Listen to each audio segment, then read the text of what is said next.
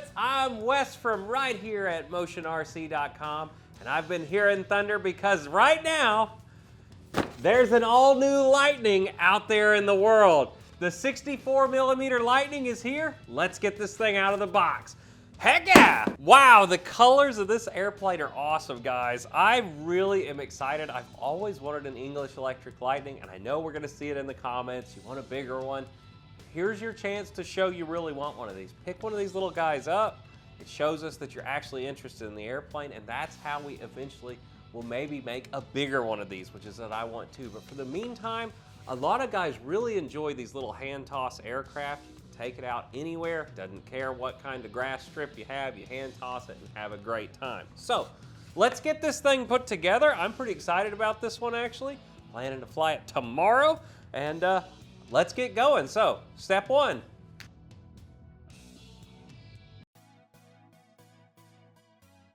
All right, so pilots, the first thing we need to do, get our trusty Ernst stand out, or your favorite stand available here at Motion RC. This lets us take the aircraft and put it upside down for service. It's a lot more handy to be able to work on an airplane in one of these. So if you don't have one of these, you gotta get one.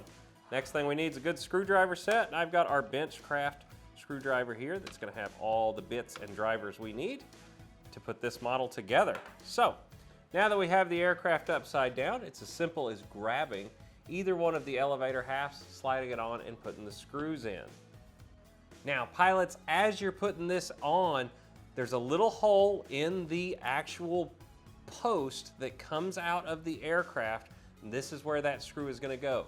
And make sure you do not use Loctite on this, because Loctite will make the plastic brittle and break on the elevator half, so no Loctite here. All right, now that we have our elevator halves on, it's time to get our rudder installed on the aircraft. In order to do this, you need to remove the front of the canopy from the aircraft so we can get access from the inside. Then the kit comes with what we call the come get 'em wire here.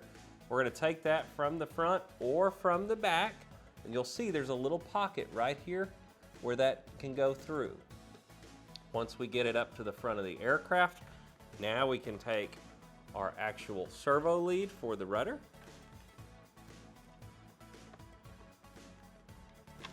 Loop it around it, and now carefully get it into that slot, all together. Then you can simply hold the elevator and bring your lead all the way to the front. Now, for this part, you're gonna need to use a glue of your choice. The kit does not come with any glue, so we have Benchcraft Thin CA available here at motionrc.com. Or if you've bought a lot of models from us in the past, they always come with the Freewing glue. It's a big white tube of what is called contact cement to use on your aircraft. I never throw this stuff away. I've got gobs of it, so keep this stuff around. So, in order to get our rudder installed on the aircraft, we simply need to take it, slide it off to the side, then grab our glue of choice. For me, I'm gonna use the contact cement, and we're gonna just smear that around inside. Now, before we push that down, I'm gonna take a little bit and run it around these receiving points too. Just like that. Then we can simply take and key our rudder in, just like so. Now, being that this is contact cement, I'm gonna let it set for a few seconds. Then I'm gonna pull it back out, and we can let some air get introduced to it. You can see how stringy the glue has gotten. Let's put it back down again. Remove it again. Look at how stringy that glue's getting. And now we'll take it in for its last time. Now we just need to let that set for about 10 minutes, and we can move on to our next step.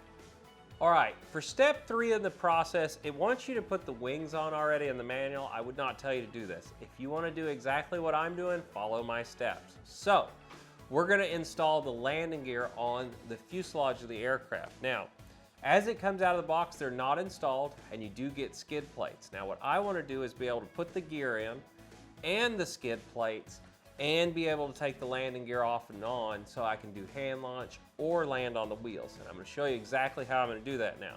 So with the aircraft in a flight stand, let's turn it upside down. And you can see right here on the bottom there is a hatch panel pre-installed out of the box. Now, it comes with a skid plate to where if you were to put this on here, it would cover that hole up. Now, what we want to do, since we're going to use our landing gear mount, is pop the foam out. All right, now that we've popped that free, we can simply remove it. Now we take our gear mount.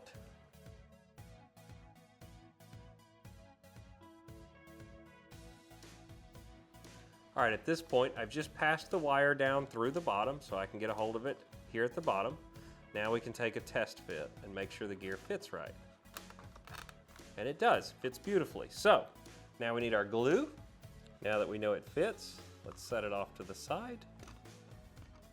And let's smear some glue in here. We don't want to be light with the glue on this part because this is a very stressed component of the aircraft. And we plan on this staying in here forever. So, let's put that glue in there just like that.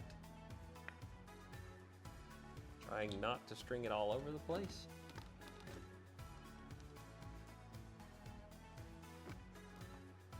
And key it into the hole. Just like before, now we're going to take our contact cement, pick it back up, make sure it got all stringy and goopy, which it did.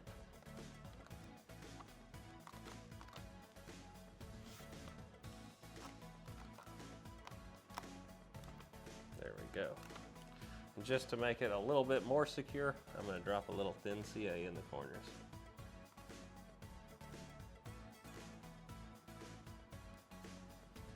A little bit much there, but that's okay. We are going to cover this up with a skid plate in just a moment, so I don't mind it getting on it. Now that we have that mounted, what I want to do is go on and remove the front landing gear. 2mm Allen key. You've got one of our MIPs. I highly recommend using that.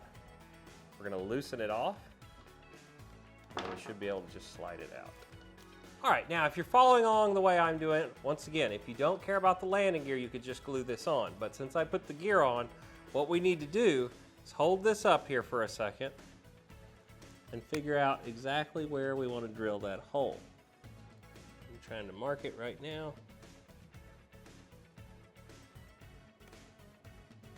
So at this point, I'm going to take the skid plate, set it on a piece of wood, and I'm going to drill a nice little hole in it, cleaning that up, and then we'll be ready to actually install it on the aircraft. So at this point, guys, we need to take a little bit of glue, smear it around on our skid plate, keeping it away from where the moving pieces are around our actual landing gear. Then we can take that, key it down, put that on just like that. Now for our back skid plate, we just make sure the arrow's lined up to the front, and there's a line right here on the fuselage where you're going to put the skid plate at. So we take them again and smear some glue on. Now this will cover your fan access hatch, so you would have to rip this off to get into the fan if you ever need to.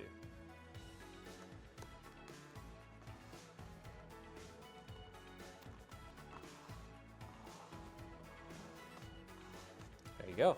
Now we just need to let that all dry and set up, and then we'll be on to the next step. All right, so at this point, I put the stickers on the top of the wing, as you can see here.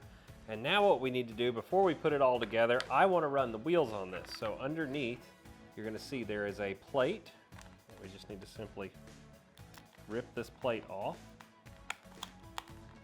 like so, on both wings. All right, now we're going to take a little bit of our glue, and we're going to put it in that pocket. Ooh, and not drip that everywhere. Holy cow, that was a lot more than I wanted. Well, it's not going to come out, but it might squish out everywhere.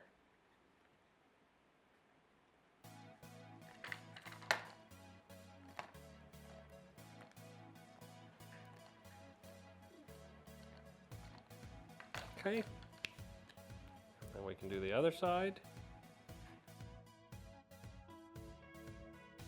Just like so.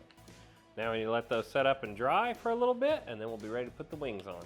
All right, at this point, it's time to get the wings installed on your Lightning. Super easy process. What we want to do is get the wire, slide it through the channel in the side of the fuselage, then set the wing off to the side.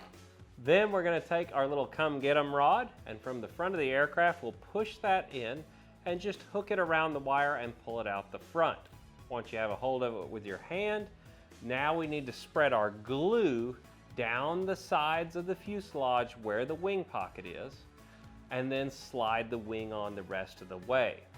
Once you've done this for both sides, we need to set the model off to the side and go on and let these cure.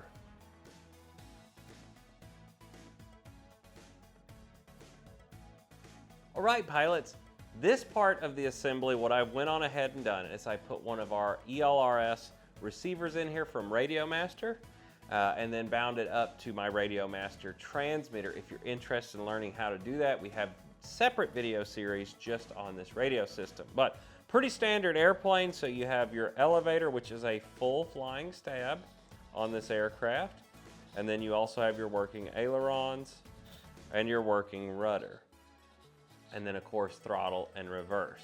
Now once again, you can always drop the gear off and go hand launch on this, but I have it set up right now for flying it off the gear. You can see a 2200 milliamp battery fits in there, no issue, and you can hit the CG marks on the wing by just pushing that all the way back in the battery bay.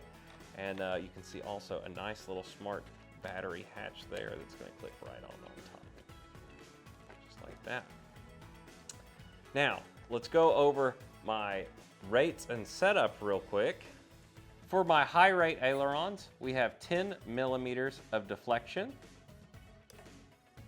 For my mid rate, I have it down to 8 millimeters. And for my low rate, I have 6 millimeters of deflection. All of those have 30% expo. So for my elevator, my high rate, I just made it where this is not any lower than this fin. That fin's going to protect it. Whenever you're coming into land, if you have this hanging below here, it will knock this off. You'll catch it. So I like to just make it even with that little piece there. Then for my mid rate, I went about halfway, and then for low, I went just down underneath that. So there you go. There's not really a good way to measure these, being that this is a full flying stab, but that is my elevator setup between the three settings. So for my rudder, I just have 10 millimeters of deflections both directions. Now you have more than that out of the box if you want to use it, but I toned it down a little bit to make this thing a little easier to drive on the ground, and I also ran 30% expo with it.